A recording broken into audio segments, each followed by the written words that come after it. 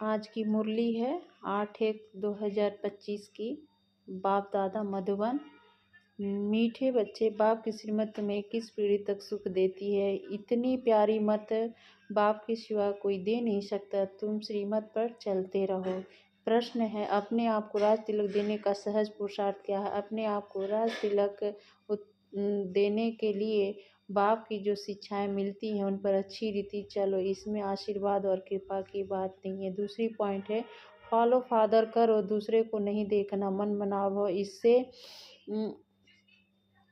दूसरों को नहीं देखना है, मन बनाओ। इससे अपने आप को ही तिलक मिलता है। पढ़ाई और याद की यात्रा से ही तुम बेगर टू प्रिंस बनते हो। गीत है ओम नमो शिवाय, ओम शांति।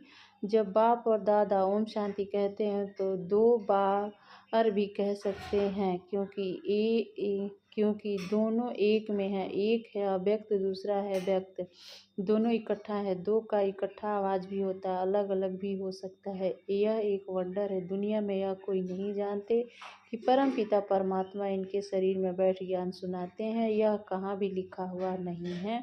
बाप ने कल पहले भी कहा था, अभी अभी कहते हैं, मैं इस साधारण तन में बहुत जन्मों के अंत में इनमें प्रवेश करता हूँ, इनका आधार लेता हूँ। गीता में कुछ न कुछ ऐसे वर्शंस हैं जो कुछ रियल भी हैं। यह रियल अक्षर मैं बहुत जन्मों के अंत में प्रवेश करता हूँ, जबकि यह वानप्रस्थ अवस्था में है। इनके लिए कहना ठीक है। पहले परिषद युग में जन्म भी इनका है, फिर लास्ट में वानप्रस्थ अवस्था में है, जिसमें ही बाप प्रवेश करते हैं। तो इनके लिए ही कहते हैं, यह नहीं जानते कि हम कितने पूर्व जन्म लिए।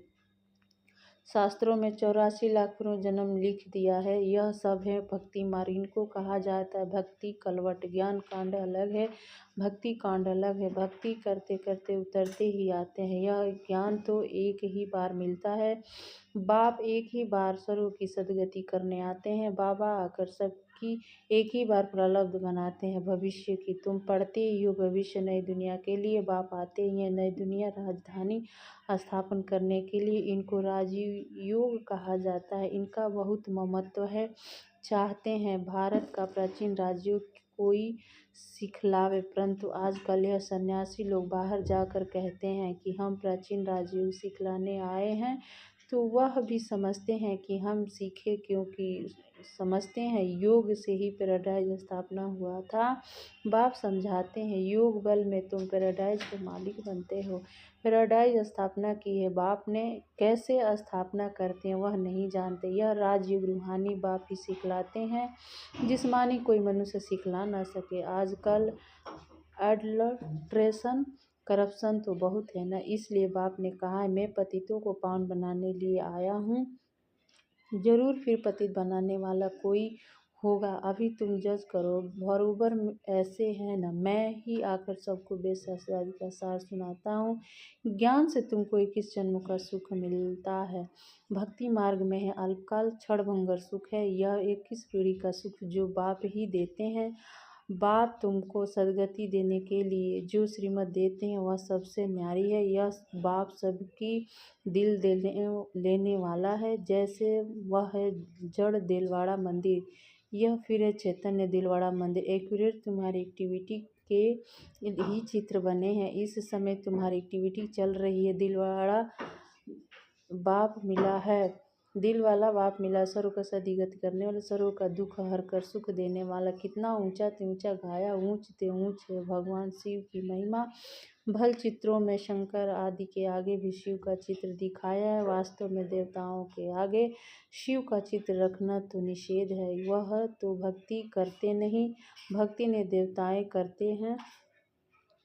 भक्ति न देवताएं करते हैं, न सन्यासी कर सकते हैं। वह है ब्रह्म ज्ञानी तत्वज्ञानी। जैसे यह आकाश तत्व है वैसे वह ब्रह्म तत्व है। वह बाप को तो याद करते नहीं, न उनको यह महामंत्र मिलता है। यह महामंत्र बाप ही आकर संगम युग पर देते हैं। सर्व का सद्गति दाता एक ही बाप आकर मन मनाभों का मंत्र देते हैं। बाप कहते हैं बच्चे, देह सहित देह के सर्व धर्म त्याग, अपने को अशरीरी आत्मा समझ मुझ बाप को याद करो, कितना सहज समझाते हैं। रावण राज्य के कारण तुम सब देह अभिमानी बने हो, अभी बाप तुमको आत्मा अभिमानी बनाते हैं। अपने को आत्मा समझ मुझ बाप को याद करते रहो तो आत्मा में जो खाद पड़ी है वो निकल जाए।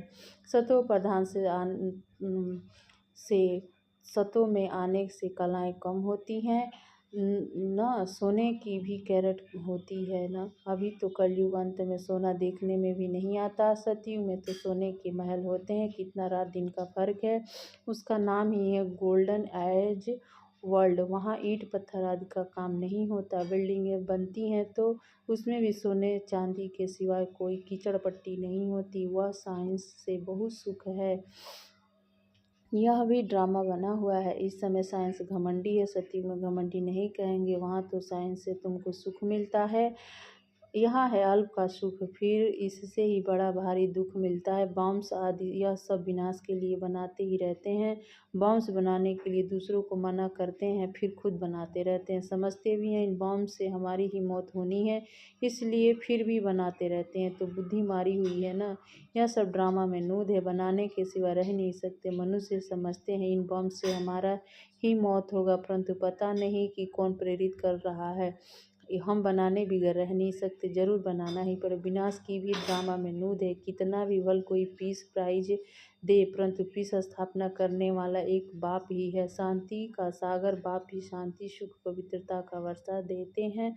सतयुग में है बेहद की संपत्ति, वहाँ तो दूध की नदियाँ बहती हैं। विष्णु को क्षीर सागर से दिखाते हैं, यह भेंट की जाती है। वहाँ क्षीर सागर कहाँ, यह विशेष सागर। भक्ति मार्ग में फिर तालाब आदि बना, उसमें पत्थर पर विष्णु को सुला देते हैं। भक्ति में कितना खर्चा करते हैं, कितना waste of time waste of money करते हैं। देवियों की मूर्तियाँ कितना खर्चा कर बनाते हैं, फिर समुद्र में डाल देते हैं, तो पैसे वेस्ट हुए ना। यह है गुड़िया की पूजा।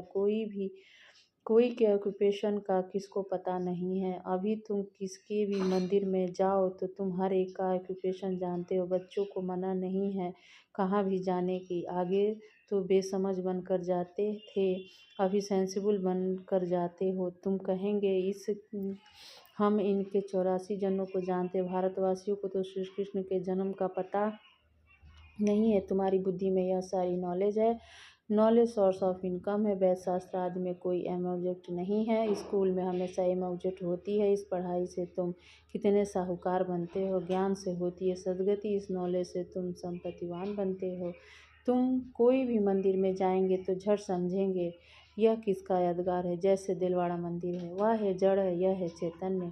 हूबहू जैसे यहाँ जड़ में दिखाया वैसा मंदिर बना हुआ है। नीचे तपस्या में बैठे हैं, ऊपर छत में स्वर्ग है। बहुत खर्चे से बनाया हुआ है, यहाँ तो कुछ भी नहीं है। भारत 100% सॉल्वेंट पावन था, अब भारत 100% सॉल्वेंट पतित है, क्योंकि यहाँ सब विकार से पैदा होते हैं। वहाँ गंदगी की बात ही नहीं होती। गरुड़ पुराण में रोचक बातें इसलिए लिखी है कि मनुष्य कुछ सुधरे, परंतु ड्रामा में मनुष्य की सुधरना है ही नहीं। अब ईश्वरीय स्थापना हो रही है, ईश्वर ही ईश्वर का स्थापना करेगा ना। उनको ही हेवनली गॉडफादर कहा जा। बाप ने समझाया, वह लश्कर जो लड़ते हैं वह सब कुछ करते हैं राजा रानी के लिए। यहाँ तुम माया पर जीत पाते हो अपने लिए। जितना करेंगे उतना पाएंगे। तुम हर एक को अपना तन मन धन भारत को स्वर्ग बनाने में खर्चा करना पड़ता है। जितना करेंगे उतना उच्च पद पाएंगे। यहाँ रहने का तो कुछ है नहीं, अभी के लिए ही गायन है। किनकी दबी रहेगी धूल में, अभी बाप आया हुआ है तुम राज्य भाग्य दिलाने। कहते हैं अब तन मन धन सब इसमें लगा दो। इनसे ब्रह्मा ने सब कुछ न्यौछावर करा दिया ना। इनको कहा जाता है महादानी। विनाशी धन का दान करते हैं तो अविनाशी धन का भी दान करना होता है। जितना जो दान करे, नामी ग्रामी दानी होते हैं तो कहते हैं फलाना बड़ा फिलैंथ्रोपिस्ट था। नाम तो होता है ना, तो इनडायरेक्ट ईश्वर अर्थ करते हैं, राजाई नहीं। इसलिए कंप्लीट फिलैंथ्रोपिस्ट बनना है। भक्ति मार्ग में गाते भी हैं हम बारी जाएंगे, इसमें खर्चा कुछ नहीं है। गवर्नमेंट में कितना खर्चा होता है। यहाँ तुम जो कुछ करते हो अपने लिए, फिर चाहे 8 की माला में आओ, चाहे 108 में, चाहे 16 108 में, पॉस विद ऑनर बनना है।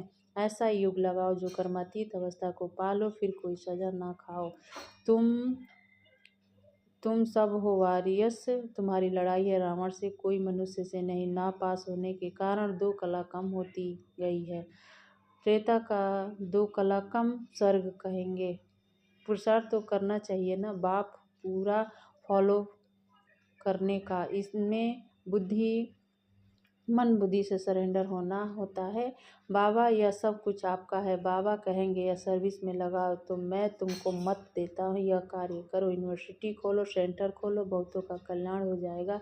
सिर्फ यह मैसेज देना है, बाप को याद करो और बरसा लो। मैसेंजर पैगंबर तुम बच्चों को कहा जाता है। सबको यह मैसेज दो कि ब्रह्मा बाप द्वारा कहते हैं कि मुझे याद करो, तुम्हारे विकर्म विनाश, जीवन मुक्ति मिल जाएगी। अभी है जीवन बंधन, फिर जीवन मुक्त होंगे। बाप कहते हैं मैं भारत में ही आता हूँ। यह ड्रामा अनादि बना हुआ है, कब बना कब पूरा होगा यह प्रश्न नहीं उठ सकता। यह तो ड्रामा अनादि चलता ही रहता। आत्मा कितनी छोटी बिंदी है, उसमें अविनाशी पाठ नुदा हुआ। बाबा कहते हैं कितनी गुहा बातें करते हैं। स्टार मिसल छोटी बिंदी है, माताएं भी यह मस्तक में बिंदी देती हैं। अभी तुम बच्चे पुरुषार्थ से अपने आप को राज तिलक दे रहे। तुम बाप की शिक्षा पर अच्छी रीति चलेंगे तो जैसे कि अपने राज तिलक देते हुए हो, ऐसे नहीं कि इसमें आशीर्वाद व कृपा होगी। तुम ही अपने को राज तिलक देते हो। अशुल में यह राज्य तिलक है, फॉलो फादर करने का पुरुषार्थ है, दूसरों को नहीं देखना। यह है मन मनाभाव, जिसने अपने को आप ही तिलक मिलता है, बाप नहीं देते हैं। यह है ही राजयोग। तुम बेगर टू प्रिंस बनते हो तो कितना अच्छा पुरुषार्थ करना चाहिए, फिर इनको भी फॉलो करना है। यह तो समझ की बात है ना। पढ़ाई से कमाई होती है, जितना जितना योग उतनी धारणा होगी। योग से ही मेहनत है, इसलिए भारत का राजयोग आया हुआ है। बाकी गंगा स्नान करते करते आय भी चली जाती है, तब भी पावन बन ना सके। भक्ति मार्ग में ईश्वर अर्थ गरीबों को देते हैं, यहाँ फिर खुद ईश्वर आकर गरीबों को ही विश्व की बादशाही देते हैं। गरीब निवाज है ना। भारत जो 100% सॉल्वेंट था, वह इस समय 100% इंसॉल्वेंट है। दान हमेशा गरीबों को दिया। बाप कितना ऊंच बनाते हैं, ऐसे बाप को गाली देते हैं। बाप कहते हैं ऐसे जब गलानी करते हो तब मुझे आना पड़ता है। यह भी ड्रामा बना हुआ है, यह बाप भी अकाल है। बाकी भक्ति मार्ग से गुरु तो ढेर हैं, अकाल तख्त को सिर्फ यह मिलता है। तुम बच्चों को भी तख्त यूज करते हैं ना। कहते हैं मैं इनमें प्रवेश कर सबका कल्याण करता हूँ। इस समय इनका यह पाठ है, यह बड़ी समझाने की बातें हैं, नया कोई समझ ना सके। अच्छा मीठे मीठे सिकिल दे बच्चों प्रति माता पिता बाप दादा का याद प्यार और गुड मॉर्निंग। रूहानी बाप की रूहानी बच्चों को नमस्ते।